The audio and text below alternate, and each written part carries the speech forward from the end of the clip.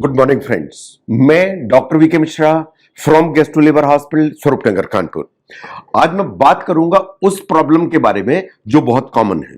बहुत लोगों का ऐसा सोचना है, ऑब्जर्वेशन है, ऐसा एक्सपीरियंस है कि हम थोड़ा सा भी खाना खाते हैं एंड पेट भारी भारी हो जाता है। थोड़ा सा खाना खाने से पेट का भर जाना या पेट में भारीपन आ जाना या अर्ली सेटाइटी हो जाना is a very common problem. It's not very uncommon issue.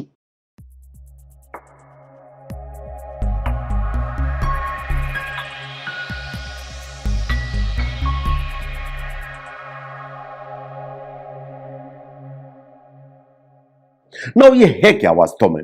अगर आप थोड़ा सा भी खाना खाते हैं, स्मॉल अमाउंट फूड खाते हैं और उससे आपका पेट एकदम भर जाता है और आप अपना खाना कंप्लीट भी नहीं कर पाते हैं, तो ये कभी कभी प्रॉब्लमेटिक इश्यू हो सकता है। अगर साइंस की नजर से देखें तो ये लाइफ स्टाइल रिलेटेड प्रॉब्लम हो सकती है, ये कॉमन डिजीज की जो होती है उनका हिस्सा हो सकती है, लेकिन कभी कभार ये किसी सीरियस मेडिकल कंडीशन का इंडिकेशन हो सकता है। इसलिए ये कुछ ऐसा सिम्टम है जो आपको पूरी तरह से नजरअंदाज नहीं करना चाहिए। नो, सिम्टम्स क्या आते हैं अर्ली सेटाइटी में? जो अर्ली सेटाइटी में सिम्टम्स आएंगे उनको ध्यान से देखिए कि आपने थोड़ा सा भी खाना खाया और आपका पेट एकदम भरा भरा हो गया, तो थोड़ा सा खाना खाना और पेट का भारीपन हो जाना। नो, सेकंड इज के आप जो नॉर्मली खाना खाते थे उस साइज का मील आप खत्म ही नहीं कर पाते हैं और आप जबरदस्ती खाने की कोशिश करते हैं, तो या तो आपका जी मिचलाने लगता है या आपको वॉमिटिंग हो जाती है। नंबर 3, कभी कभी अगर आप जबरदस्ती खाने की कोशिश भी करते हैं तो पूरा एक तो खा नहीं पाते हैं लेकिन पेट में दर्द आ जाता है। नंबर 4, आपको थोड़ा सा भी खाना खाते हैं तो पेट ऐसा गुब्बारे जैसा फूल जाता है। डिस्टेंशन जो आप महसूस भी करते हैं, इन कभी कभार ये दिखाई भी देता है। Now what may be the reasons? ऐसा क्यों होता है? देखिए, ऐसा बाय एंड लार्ज कभी कभी दूसरी प्रॉब्लम्स के चलते होता है। जैसे किसी को डायबिटीज है, डायबिटीज के खाने के चलते खाने की जो थैली है उसकी स्पीड कम हो गई है, जिसे कहते हैं गैस्ट्रोपैरेसिस। अगर खाने की थैली की स्पीड कम है तो आपने जो खाना खाया, आपकी खाने की थैली उसको स्पीड से आंत में नहीं भेज पाएगी, उसके चलते पेट में भारीपन आएगा, इसे कहते हैं गैस्ट्रोपैरेसिस। लेकिन जो प्रॉब्लम्स कॉमनली हमारे सामने आती हैं उनको ध्यान से देखिए। अगर खाने की जो थैली की सरफेस है उसमें किसी तरह का कोई इंफेक्शन है या इन्फ्लेमेशन है या रेडनेस है, तो इस तरह की प्रॉब्लम आएगी। जैसे हेलिकोबैक्टर का इंफेक्शन है या आपको पेन किलर लेने की आदत है, तो इस तरह की प्रॉब्लम आएगी कि थोड़ा सा खाना खाएंगे एंड पेट टाइट होने लगेगा। अगर आपको पेट के अंदर अल्सर जैसी कोई बीमारी है, पेप्टिक अल्सर डिजीज है, तो खाने की जो थैली का लचीलापन है वो कम हो जाता है। थोड़ा सा भी आप खाना खाएंगे पेट एकदम टाइट हो जाएगा। अगर आपको सीने में जलन पड़ती है तो साथ में बाय एंड लार्ज खाने की जो थैली है उसमें भी एसिड की अमाउंट ज्यादा होती है, तो खाने की थैली का जो लचीलापन है वो कम होने से आप थोड़ा सा भी खाना खाएंगे पेट एकदम टाइट हो जाएगा। Now seriously, on a serious note, कभी खाने की थैली में कोई बड़ी बीमारी डेवलप होने लगे, अनफॉर्चुनेटली कोई गांठ बनने लगे, कैंसर जैसी चीज डेवलप होने लगे, उसके चलते भी खाने की जो थैली है वो टाइट होने लगती है, लचीलापन कम होने लगता है, तो उससे कुछ भी थोड़ा सा भी खाना खाएंगे तो पेट टाइट होने लगेगा। अगर ऑनवर्ड जो इंटेस्टाइन है उसमें कोई भी पार्शियल रुकावट है तो भी ये प्रॉब्लम होती है कि थोड़ा सा भी खाना खाएं तो लगता है पेट कितना फूल गया। ऐसे ही जो खाने की थैली के पीछे एक ऑर्गन होता है जो बहुत इंपॉर्टेंट है, जिसे पेनक्रियास कहते हैं, उसमें अगर कोई भी इंफेक्शन है, इन्फ्लेमेशन है, क्रोनिक पेनक्रिटाइटिस है, तो भी अर्ली सेटाइटी या खाना खाने के बाद पेट का फूलना ये बड़ी कॉमन प्रॉब्लम है। इसके अलावा एक प्रॉब्लम होती है जिसे कहते हैं इरिटेबल बाउल सिंड्रोम। ये होती तो फंक्शनल बाउल डिजीज है, इसको कभी कभी लोग साइकोलॉजिकल प्रॉब्लम भी मानते हैं, लेकिन इरिटेबल बाउल सिंड्रोम में पेट में भारीपन कभी कभी कॉमन प्रॉब्लम हो जाती है। ऐसे ही लिवर की कोई प्रॉब्लम हो, चाहे वो हेपेटाइटिस हो, चाहे वो लिवर सिरोसिस हो, चाहे for that matter even advanced fatty liver हो, उसमें भी इस तरह की प्रॉब्लम होती है कि थोड़ा सा भी खाना खाएं तो पेट तना तना हो जाता है। साइंटिफिकली अगर किडनी की कोई प्रॉब्लम है तो भी अर्ली सेटाइटी कभी कभी प्रॉब्लम होती है ना। कुछ भी आपने थोड़ा सा खाना खाया, उससे आपका पेट भारीपन हो रहा है बार बार और आपको लग रहा है कि ये परेशान कर रहा है, तो आप डॉक्टर को कंसल्ट करेंगे और डॉक्टर को कंसल्ट करना भी चाहिए। आप डॉक्टर को कंसल्ट करेंगे तो वास्तव में आपकी डायग्नोसिस के लिए क्या किया जाएगा? नंबर 1, आपको जो सिम्टम्स आ रहे हैं या जो लक्षण आ रहे हैं उनको ध्यान से सुना जाएगा कि वास्तव में आपको क्या हो रहा है। आपका पेट कब फूल रहा है, आपका पेट कैसे फूल रहा है, आपका पेट किन चीजों के खाने से फूलता है, इनके कोई ट्रिगर फूड्स हैं क्या, आपके सिम्टम्स को ध्यान से सुना जाएगा, नंबर 1। नंबर 2, इसके बाद आपके पेट को एग्जामिनेशन किया जाएगा, फिजिकल एग्जामिनेशन। यह देखा जाएगा कि आपकी लिवर की साइज तो नहीं बढ़ी है, आपकी तिल्ली तो नहीं बढ़ी हुई है, आपके पेट में कहीं पानी तो नहीं भरा हुआ है, आपके पेट में कहीं कोई गांठ तो नहीं है जो ये प्रॉब्लम क्रिएट कर रही है। अगर जरूरी हुआ तो कुछ ब्लड टेस्ट किए जाएंगे, पर्टिकुलरली लिवर एंड किडनी के फंक्शन को देखने के लिए, एंड खून की मात्रा कैसी है उसको चेक करने के लिए। अगर जरूरी हुआ तो एक अल्ट्रासाउंड किया जाएगा ताकि सॉलिड ऑर्गन्स देख लिए जाएं। जो अल्ट्रासाउंड मेनली सॉलिड ऑर्गन्स को देखता है, दैट इज लिवर, किडनी, तिल्ली एंड पेनक्रियाज, इन चीजों को देखता है। अल्ट्रासाउंड इसको भी पहचानता है कि पेट में कहीं कोई गांठ तो नहीं है, कहीं पेट में पानी तो नहीं है, तो अल्ट्रासाउंड की जरूरत पड़ती है। लेकिन सबसे इंपॉर्टेंट जो इन्वेस्टिगेशन है इज अपर जीआई एंडोस्कोपी। गले के रास्ते से एक लचीली ट्यूब पास की जाती है जिसके टिप के ऊपर एक कैमरा लगा होता है और लाइट डाल के खाने की थैली को प्रॉपरली एग्जामिन किया जाता है कि खाने की थैली में कहीं कोई रेडनेस तो नहीं है, कहीं कोई छाले तो नहीं है, कहीं कोई दाने तो नहीं है, कहीं अल्सर जैसी कोई प्रॉब्लम है, कहीं कोई गांठ या कैंसर जैसी कोई चीज तो नहीं डेवलप हो रही है। इसके लिए एंडोस्कोपी की जरूरत पड़ेगी। कभी कभार बेरियम मील या एक दवा पी के एक्सरे किया जाता है, उसकी जरूरत पड़ती है कि खाने की थैली से आगे जाने की जो स्पीड है वो कैसी है।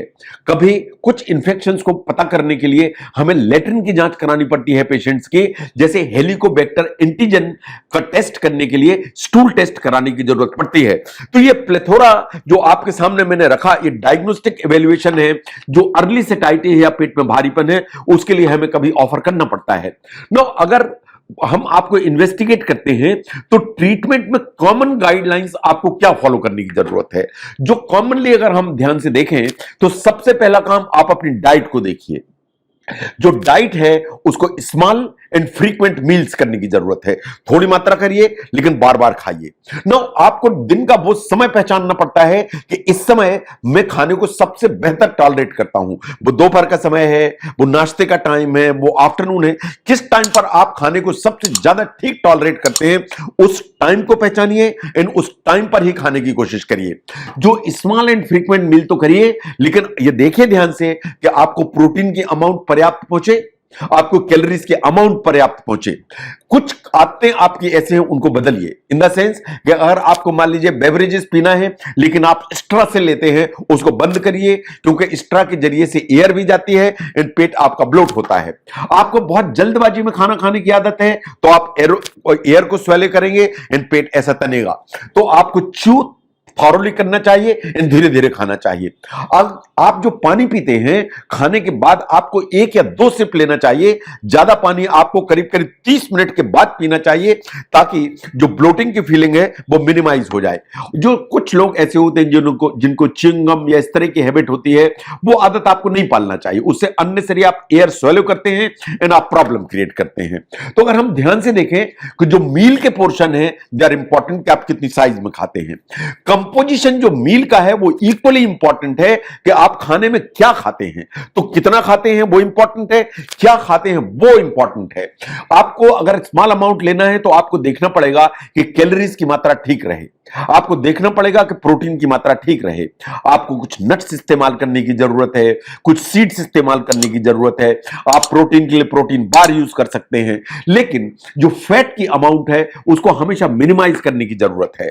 जो फ्रूट्स एंड वेजिटेबल्स हैं उनको इंटरवल्स में जरूर खाते चल रहे, सो दैट आपकी जो इंटेस्टाइन है या बॉडी है उसको एडिक्वेट मात्रा में फाइबर मिलते चले।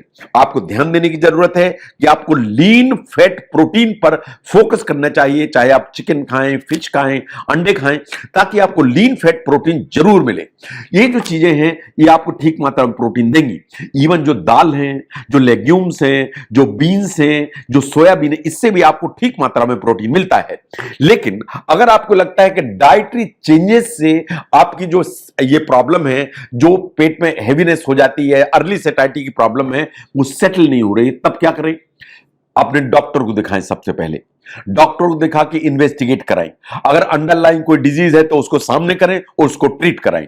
जब इस तरह की प्रॉब्लम होती है एंड सभी इन्वेस्टिगेशन नॉर्मल आते हैं एंड डाइटरी चेंज से भी अगर ठीक नहीं होता है तो मैं क्या करता हूं या डॉक्टर्स क्या करते हैं, आपको कुछ प्रोकाइनेटिक मेडिसिन देते हैं। जो प्रोकाइनेटिक से उनका काम है कि खाने की थैली की स्पीड को बढ़ाएं।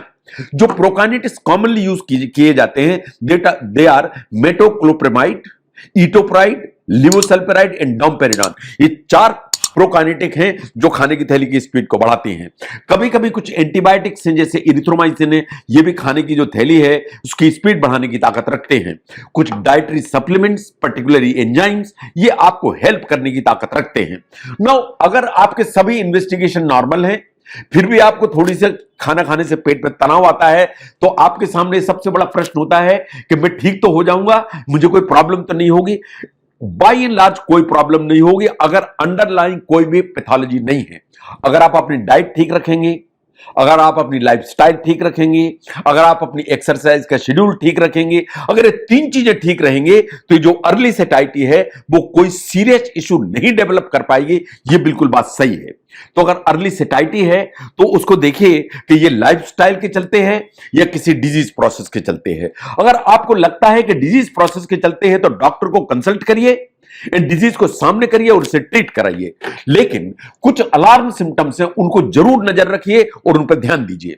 अगर आपको लगता है कि खाना निगलने में कोई दिक्कत हो रही है हैवीनेस के अलावा, डॉक्टर से बात करिए। अगर आपको लगता है कि आपकी जो लेटरिन है उसमें ब्लड आ रहा है या काले रंग की लेटरिन हो रही है, आप अपने डॉक्टर से बात करिए। आपको लगता है कि आपका वजन तेजी से कम हो रहा है, आपको अपने डॉक्टर से बात करने की जरूरत है। आपको लगता है कि हैवीनेस के अलावा पेट में बहुत दर्द हो रहा है, आपको अपने डॉक्टर से बात करने की जरूरत है। अगर आपको अपने पेट में कोई गांठ महसूस हो रही है या पानी का एहसास हो रहा है, डॉक्टर से बात करने की जरूरत है। अगर आपको लगता है कि आपको लो ग्रेड फीवर रहता है या भूख तेजी से कम हो रही है तो आपको अपने डॉक्टर से बात करने की जरूरत है। तो जो अर्ली सेटाइटी है या थोड़ा सा भी खाने से पेट भर जाने की प्रॉब्लम है वो लाइफस्टाइल का हिस्सा हो सकती है, लेकिन कभी कभी ये सीरियस डिजीज का इंडिकेशन भी हो सकता है। जो उस तरह के अलार्म सिम्टम्स हैं जो इंपॉर्टेंट हैं उनको पहचानिए और अगर ऐसे कोई अलार्म सिम्टम्स हैं तो उनको पहचान के अपने डॉक्टर से बात करिए ताकि इन्वेस्टिगेशन किए जा सके। थोड़ा सा भी खाना खाने से जो पेट में भारीपन आता है उसको समझने में अगर ये वीडियो हेल्प करता है तो जरूर शेयर करें। मैं डॉक्टर वी के Mishra from gastro liver hospital, स्वरूप नगर, कानपुर।